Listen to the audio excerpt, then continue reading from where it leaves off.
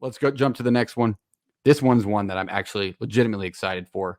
Our coach of the year, David Braun, and the Northwestern Wildcats playing the Utah Utes, who are kind of lost at quarterback. They don't really have anybody. Everybody's jumped in the portal. This one's on the 23rd as well in the Las Vegas Bowl in Allegiant Stadium. JP is taking us through this one. Yeah, this one is we've hit the motivation factor 17 times. That nail is you have to out, that's into bowl season. But I think a Whittingham team's always going to come prepared. Is the prepared team good enough to win the football game is a different question. The answer for me is no. I'm going to go Northwestern here.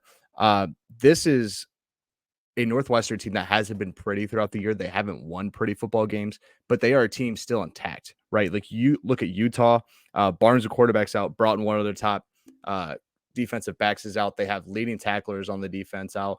They are rough in the secondary. Can Northwestern take advantage of it? I'm not sure, but I'd love to see what happens here. When you look at this game, traditionally Utah wouldn't be in a situation where they're playing Northwestern in a bowl game, right?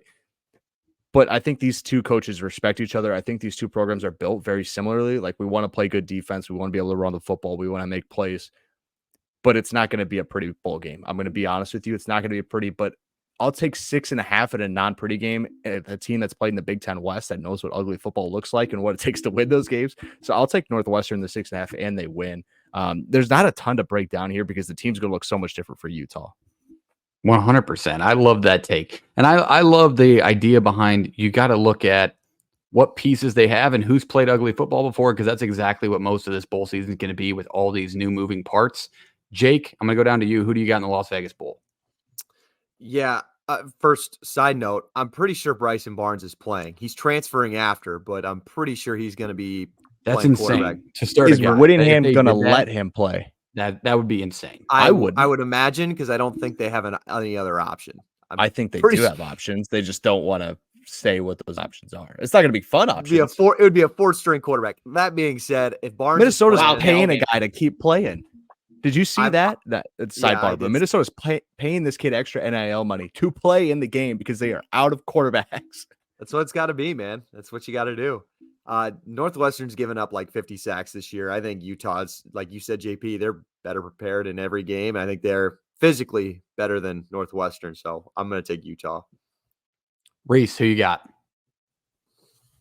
I mean, if you would have just told me about this game at the beginning of the year and say, hey, they're going to play in a bowl game, I'd be like, one, Northwestern, that's surprising. But I'd be like, take Utah all day. It's Utah versus Northwestern. Are you shitting me? But I think David Braun, you talked about before, they know how to win ugly. And also, you saw this stat too, but Northwestern is 6-1 when they rush for over 90 yards. I mean, offensively, they are sticking with that. Ben Bryant's been a good quarterback, and their defense has actually been a lot better than I actually ever give them credit for. And you're going to give them a line this big. I wouldn't be shocked. I think Utah can win the game, but I think Northwestern can keep within this number just because I don't think it's going to turn into a shootout. It's going to be like a 17-13 or a 20-17 type game. It's not going to be like 34-14.